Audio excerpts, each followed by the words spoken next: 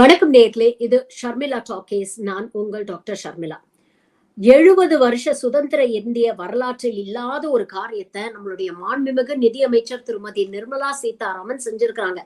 அதாவது 70 வருஷத்துல இல்லாம ஒரு வெள்ளை அறிக்கையை இவங்க பார்லிமெண்ட்ல சப்மிட் பண்ணிருக்காங்க. அதாவது 2004 2014 வரைக்கும் இருந்த காங்கிரஸ் ஆட்சி, அதாவது மன்மோகன் சிங் அவர்கள் பிரதமராக இருந்த அந்த காங்கிரஸ் ஆட்சியுடைய ட்ராக் ரெக்கார்டை நாங்க எக்ஸ்போஸ் பண்றோம் அப்படின்னு ஒரு வெள்ளை அறிக்கையை சப்மிட் பண்ணிருக்காங்க. இந்த வெள்ளை அறிக்கையில சுருக்கமா அவங்க என்ன சொல்ல வராங்கன்னா, இன்னைக்கு இருக்கக்கூடிய பொருளாதார பிரச்சனைகளுக்கெல்லாம் காங்கிரஸ் தான் காரணம். இவங்க எடுத்த தவறான பொருளாதார கொள்கைகள் மூலமா எக்கானமியை நாசமாக்கி டோட்டலா ஒரு கொலாப்ஸ்டா எங்க கையில கொடுத்துட்டு போயிட்டாங்க. அதை சரி செய்யறதுக்கே எங்களுக்கு 10 வருஷம் தேவைப்பட்டது.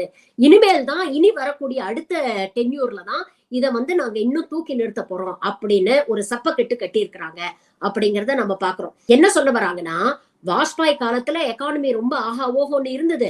அதை தூக்கி மன்மோகன் சிங் ஆட்சியில இவங்க கையில கொடுத்தோம். ஆனா இவங்க தவறான மிஸ்மேனேஜ்மெண்ட்னாலையும் ஸ்கேம்ஸ்னாலையும் கரப்ஷன்னாலையும் பொருளாதாரத்தை அப்படியே வீழ்த்திட்டாங்க. இன்னைக்கு இருக்கக்கூடிய வேலையில்லா திண்டாட்டம், இன்னைக்கு இருக்கக்கூடிய இன்ஃபிளேஷன், இன்னைக்கு இருக்கக்கூடிய வாராக்கடன், எல்லாத்துக்குமே மன்மோகன் சிங் ஆட்சி தான் காரணம். இது எல்லாமே இந்த பிரச்சனைகள் எல்லாம் இன்னைக்கு எங்க தலையில விடிஞ்சிருக்கு. இதெல்லாம் சரி செய்யறதுக்கே எங்களுக்கு 10 வருஷம் ஆயிடுச்சு. அதனாலதான் நாங்க கேரண்டியா கொடுத்த பல விஷயங்களை என்னால செய்ய முடியல அப்படிங்கிற ஒரு விஷயத்த சொல்லியிருக்காங்க. ஆனா உண்மையில என்ன நிலைமை அப்படின்னு பாத்தீங்கன்னா, ஒரு பக்கம் ஜிடிபி வளர்ந்துருச்சு, க்ரோ ஆயிடுச்சு எங்க ஆட்சி காலத்துல அப்படின்னு நிர்மலா சீதாராமன் சொன்னாலும், இந்த பர்சன்டேஜ் ஆஃப் குரோத் அப்படிங்கிறது மன்மோகன் சிங் காலத்துல அதிகமா இருந்தது அப்படிங்கறதுதான் நிதர்சனமான உண்மை. ஆனா அந்த உண்மை வெளியில தெரிஞ்சிடக்கூடாது அப்படிங்கறதுக்கு தான் ஆட்சிக்கு வந்த காலத்திலேயே ஜிடிபி கால்குலேஷன் முறையே மாத்தி அமைச்சிட்டாங்க. இப்படி கால்குலேட் பண்ணோம்னா நம்ம மோடி ஆட்சி காலத்துலதான் ஜிடிபி வளமா இருக்கு அப்படின்னு காட்டுற அளவுக்கு ஒரு தகுதத்த வேலையை இவங்க பண்ணிட்டாங்க. அடுத்தது நீங்க பாத்தீங்கன்னா, ஃபாரின் இன்வெஸ்ட்மெண்ட் ஆகட்டும், அதே மாதிரி ஃபாரின் எக்ஸ்போர்ட் ஆகட்டும், அக்ரிகல்ச்சரல் ஃபுட் ப்ரொடக்ஷன் ஆகட்டும், பிரைவேட் இன்வெஸ்ட்மெண்ட் ஆகட்டும், இது எல்லாமே மன்மோகன் சிங் ஆட்சி காலத்துல இன்னும் பெட்டரா இருந்திருக்கு அப்படிங்கிற தரவுகளை நிறைய எக்கானமிஸ்ட் சொல்லியிருக்கிறாங்க. அதே மாதிரி மனித வள குறியீடுகள்ல நீங்க பாத்தீங்கன்னா, அந்த காலத்துல மன்மோகன் சிங் ஆட்சியில எஜுகேஷன் பட்ஜெட்டுக்கு நம்ம மொத்த நாட்டுடைய ஜிடிபில கிட்டத்தட்ட 2.2% 2004ஆம் ஆண்டு கல்விக்காக ஒதுக்குனாங்க. அதை மெல்ல மெல்ல மெல்ல மெல்ல இன்க்ரீஸ் பண்ணி 2014ஆம் ஆண்டு 4.6% ஆஃப் த ஜிடிபி, அதாவது நாட்டுடைய மொத்த வருவாயில 4.6% எஜுகேஷனுக்காக ஒதுக்குனாங்க. ஆனா இந்த ஆட்சி காலம் கடந்த 10 ஆண்டுல மறுபடியும் அதை கிட்டத்தட்ட பாதி அளவுக்கு கொண்டு வந்துட்டாங்க. 2.9% தான் இன்னைக்கு எஜுகேஷனுக்காக இந்த அரசாங்கம் செலவு பண்ணுது. அதே மாதிரி ஹெல்த் கேர் எடுத்துக்கிட்டீங்கன்னா, மோடி அது மாதிரி ஹெல்த் கேர் எடுத்துக்கிட்டீங்கன்னா, மன்மோகன் சிங் ஆட்சி காலத்துல ஜிடிபியில கிட்டத்தட்ட 2% அவங்க ஹெல்த் கேருக்காக செலவு பண்ணிட்டு இருந்தாங்க. ஆனா கோவிட் அப்படிங்கிற அவ்வளவு பெரிய பேரிடரை சந்திச்சதுக்கு அப்புறமும் நம்ம ஹெல்த் கேர் எவ்வளவு மோசமா இருக்கு, ஹெல்த் கேர் இன்ஃப்ராஸ்ட்ரக்சரை எவ்வளவு டெவலப் பண்ண வேண்டிய ஒரு தேவை இருக்கு அப்படிங்கறத உணர்ந்ததுக்கு அப்புறமும் இன்னமும் மோடி அரசாங்கம் ஹெல்த் கேருக்காக சஃபிஷியன்டா நிதி ஒதுக்க மாட்டேங்கிறாங்க அப்படிங்கறத உண்மை. மன்மோகன் சிங் ஆட்சி காலத்துல என்ன நிதி ஒதுக்கிட்டு இருந்ததோ அதையேதான் இன்னைக்கும் அவங்க ஒதுக்கிட்டு இருக்காங்க. அதே மாதிரி சப்சிடிஸ் பாத்தீங்கன்னா, ஏழை எளிய மக்களுக்கு கொடுக்கக்கூடிய சப்சிடிஸ் கிட்டத்தட்ட டோட்டல் எக்ஸ்பெண்டிச்சர்ல 16% இருந்தது மன்மோகன் சிங் ஆட்சி காலத்துல. ஆனா அது அப்படியே குறைச்சு 9% இந்த ஆட்சியில கொண்டு வந்துட்டாங்க. மன்மோகன் சிங் ஆட்சி காலத்துல பிறந்த ஒரு குழந்தை 69 வயசு வரைக்கும் வாழும்னா, மோடி ஆட்சியில பிறந்த ஒரு குழந்தை 67 வயசு வரைக்கும் தான் வாழும் அப்படின்னு நான் சொல்லுங்க, தரவுகள் சொல்லுது. அப்போ ஓவரால் நீங்க பாத்தீங்கன்னா, எஜுகேஷன்ல அதிகமா ஸ்பெண்ட் பண்ணி, ஹெல்த் கேர்ல அதிகமா ஸ்பெண்ட் பண்ணி, இது இல்லாம ஏழை எளிய மக்களுக்கு நிறைய சப்சிடிஸ் கொடுத்து நம்மளுடைய லைஃப் எக்ஸ்பெக்டன்சியும் இன்க்ரீஸ் பண்ணி இது எல்லாத்தையும் செஞ்ச மன்மோகன் சிங் அரசாங்கம் நம்மளுடைய நிதி பற்றாக்குறையும் செக்ல வச்சிருந்தாங்க. அவர் ஆட்சியை விட்டு போகும்பொழுது நம்மளுடைய நிதி பற்றாக்குறை 4.5% தான் இருந்தது. ஜிடிபில 4.5% ஆஃப் த ஜிடிபி இருந்தது. ஆனா மோடி ஆண்ட இந்த 10 ஆண்டு காலத்துல நீங்க பாத்தீங்கன்னா, எஜுகேஷனுக்கும் அதிகம் செலவு பண்றது இல்ல, ஹெல்த் கேருக்கும் செலவு பண்றது இல்ல, சப்சிடிஸையும் குறைச்சிட்டாங்க, லைஃப் எக்ஸ்பெக்டன்சியும் குறைஞ்சு போச்சு. வெளிநாட்டுல இருந்து வாங்கக்கூடிய கடன் பாத்தீங்கன்னா, காங்கிரஸ் ஆண்ட வரைக்கும் 55 லட்சம் கோடி இருந்தது. ஆனா 10 ஆண்டுல அது 3 மடங்கா ஏத்தி கிட்டத்தட்ட 155 லட்சம் கோடிக்கு மேல கடனையும் வாங்கிட்டாங்க. ஆனா இந்த கடன் எல்லாம் எங்க போகுதுன்னு தெரியல. நிதி பற்றாக்குறை பாத்தீங்கன்னா 4.5% இருந்தது, இன்னைக்கு 5.8% இன்க்ரீஸ் ஆயிருக்கு. அப்போ வெளிநாட்டுல இருந்து இவ்ளோ கடனையும் வாங்கிட்டு மக்களுக்கு செய்ய வேண்டியதை ஒழுங்காவும் செய்யாம இந்த பணம் எல்லாம் எங்க போகுது அப்படிங்கிற ஒரு அடிப்படை கேள்வி இருக்கு இல்லையா? இதத்தான் இப்போ மக்கள் கேட்க ஆரம்பிச்சுட்டாங்க. கேரண்டி கேரண்டி மோடியுடைய கேரண்டி கேரண்டின்னு சொல்றீங்களே, பெட்ரோல் டீசல் விலை ஏன் இன்னும் அதிகமாவே இருக்கு? மன்மோகன் சிங் ஆட்சி காலத்துல பாத்தீங்கன்னா குரூட் ஆயிலோட விலை ஒரு பேரலுக்கு வந்து கிட்டத்தட்ட $100 மேல இருந்தது. ஆனா அப்பவும் பெட்ரோல் டீசல் விலையை வந்து இந்த அரசாங்கம் ஏத்தல. ஆனா இன்னைக்கு மோடி ஆட்சிக்கு வந்ததுக்கு அப்புறம் குரூட் ஆயிலுடைய விலை வந்து கணிசமாக குறைந்தாலும் அந்த பெனிஃபிட்ட மக்களுக்கு கொடுக்காம மக்கள் கிட்ட இருந்து பெட்ரோல் டீசல் அப்படிங்கிற பேர்ல வரி அப்படிங்கிற பேர்ல லட்சக்கணக்கான ரூபாயை வந்து இந்த கலெக்ஷன் போட்டுட்டு இருக்காங்க. இந்த பணம் எல்லாம் எங்க போகுது அப்படிங்கிற ஒரு கேள்வியை வந்து இன்னைக்கு மக்கள் கேட்க ஆரம்பிச்சுட்டாங்க. மோடிக்கு கேரண்டின்னு சொன்னீங்களே, டிமானிட்டைசேஷன் கொண்டு வந்தீங்களே, சுவிஸ் பேங்க்ல இருந்து கருப்பு பணம் எல்லாம் கொண்டு வருவீங்களே, எவ்வளவு கருப்பு பணத்தை இந்த 10 ஆண்டுகள்ல நீங்க திருப்பி கொண்டு வந்திருக்கீங்க அப்படிங்கிற கேள்வியை மக்கள் வந்து கேட்கறாங்க. அதே மாதிரி பாவர்ட்டியை மெஷர்மெண்ட் பண்ண மல்டி டைமென்ஷனல் பாவர்ட்டியை மெஷர் பண்றதுக்கு சென்சஸ் எடுக்கிறதுக்கு என்ன நடவடிக்கை இந்த அரசாங்கம் எடுத்திருக்கு? 2011ஆம் ஆண்டு சென்சஸ் நடந்தது. அதுக்கப்புறம் 10 வருஷம் கோவிட காரணம் காட்டி சென்சஸ் எடுக்காம இருந்தீங்க. பல நாடுகள்ல கோவிட் இருந்தப்பவும் வர்ச்சுவலா சென்சஸ் பண்ணிருக்கிறாங்க. இந்தியா போன்ற மிகப்பெரிய ஒரு ஜனநாயக நாட்டுல வந்து உங்களுக்கு வந்து கோவிட் காலத்துல வந்து கும்பமேளா நடத்த உங்களுக்கு நேரம் இருந்தது, கும்பமேளா நடத்துறதுக்கு உங்களுக்கு மேன் பவர் இருந்தது. ஆனா சென்சஸ் எடுக்க முடியலையே அப்படிங்கிற கேள்வியை கேட்கிறாங்க. 45 ஆண்டுகளில் இல்லாத அளவுக்கு இன்னைக்கு வேலையில்லா திண்டாட்டம் தலைவிரிச்சு ஆடுதே.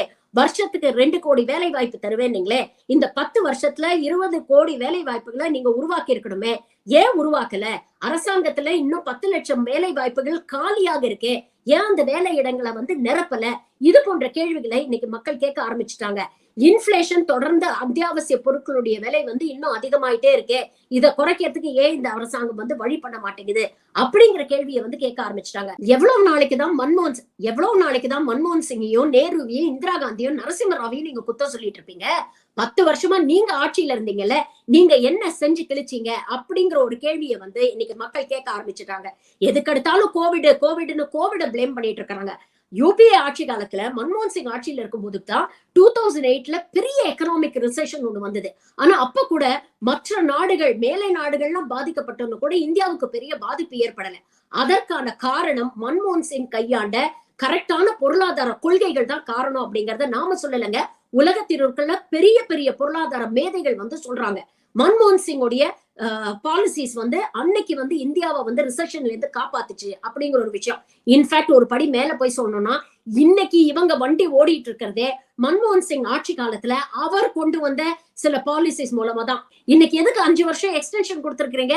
ஏன்னா உங்களுடைய பொருளாதார கொள்கையினால இன்னைக்கு ஒருவேளை சோத்துக்கு கூட இன்னைக்கு சாதாரண ஒரு அடிப்படை இந்தியன் வந்து சிங்கி அடிச்சிட்டு இருக்கான். அப்ப அதை மறைக்கிறதுக்காக இன்னைக்கு பெருமையா சொல்றீங்க 80 கோடி மக்களுக்கு வந்து நாங்க வந்து இலவசமா ரேஷன் கொடுக்கணும்னு. அந்த விஷயத்த கொண்டு வந்ததும் மன்மோகன் சிங் தான். அதே மாதிரி ஆதார், இன்னைக்கு எதுக்கு எடுத்தாலும் ஆதார வந்து இணைக்கிறாங்கல்ல.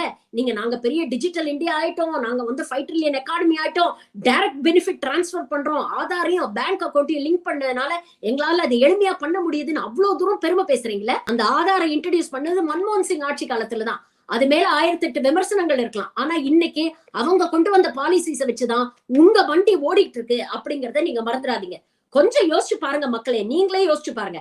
மன்மோகன் சிங்கோட குவாலிபிகேஷன்ஸ் என்ன, நிர்மலா சீதாராமனோட குவாலிபிகேஷன்ஸ் என்ன அப்படிங்கறத யோசிச்சு பாருங்க. மன்மோகன் சிங் கவர்மெண்ட்ல என்னெல்லாம் பொசிஷன்ல இருந்திருக்கிறார்?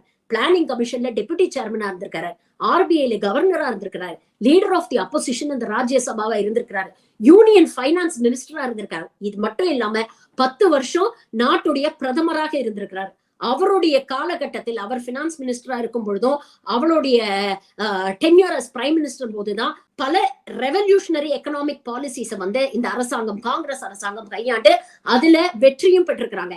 இன்னைக்கு அவங்க போட்ட அடித்தளத்துல, அவங்க போட்ட பவுண்டேஷன்ல தான் நீங்க 5 ட்ரில்லியன் எக்கானமி ஆயிடுவோம், 7 ட்ரில்லியன் எக்கானமி ஆயிடுவோம் அப்படின்னு பெருமை பீத்திட்டு இருக்கீங்க. நிர்மலா சீதாராமனுடைய அச்சீவ்மெண்ட்னு சொல்றதுக்கு அவங்களுக்கு என்ன இருக்கு அப்படிங்கறத கொஞ்சம் யோசிச்சு பாருங்க. பொதுவா ஒரு பழமொழி சொல்லுவாங்க, நிறை குடம் தழும்பாது, குறை குடம் கூத்தாடும் அப்படின்னு சொல்லுவாங்க. இந்த மன்மோகன் சிங் வர்சஸ் நிர்மலா சீதாராமன் விஷயத்துல இது ரொம்பவே உண்மையா இருக்கு. மன்மோகன் சிங் எல்லாரும் ஆக்சிடென்டல் பிரைம் மினிஸ்டர், இவர் வந்து சைலண்ட், வாயே திறந்து பேச மாட்டாரு, ஊமை பிரதம மந்திரி அப்படிங்கலாம் அவங்க கிண்டல் பண்ணாங்க. ஆனா அவரே ஒரு மேடையில என்ன சொல்லியிருக்கிறாருன்னா, நான் பேச வேண்டிய நேரத்துல கரெக்டா பேசுவேன். நான் என்னைக்குமே பேசுனதுக்கு தயங்குறது கிடையாது. என்னைக்குமே பிரஸ் கான்ஃபரன்ஸ் கொடுக்கவும் நான் தயங்கினது கிடையாது. பிரஸ்ஸ தைரியமா நான் மீட் பண்ணேன். பிரஸ் கேட்கக்கூடிய கேள்விகளுக்கு என்னால் முடிந்தவரை நான் பதில் சொல்லியிருக்கிறேன் அப்படிங்கிற ஒரு விஷயத்த பதிவு பண்றாரு. ஆனா மோடியோடைய நிர்மலா சீதாராமனுடைய லட்சணம் என்னன்னு தெரியுமா? ஒருத்தர் பிரஸ் பார்த்தாலே ஆஹா ஓஹோ அப்படின்னு பயந்து ஓடுவாரு. 10 ஆண்டு காலத்துல ஒரு பிரஸ் கான்ஃபரன்ஸ் கூட நடத்த முடியாத ஒரு கோழை தான் நம்மளுடைய நாட்டுடைய பிரதம மந்திரி மிஸ்டர் மோடி. ஆனா அவரை பெரிய 56 இன்ச் விஸ்வகுரு அப்படின்னு இந்த கூட்டம் தூக்கி கொண்டாடும். அதே மாதிரி நிர்மலா சீதாராமன் ஒரு கேள்விக்கு என்னைக்காவது அந்த அம்மா நேரடியா பதில் சொல்லி இருக்கிறாங்களா?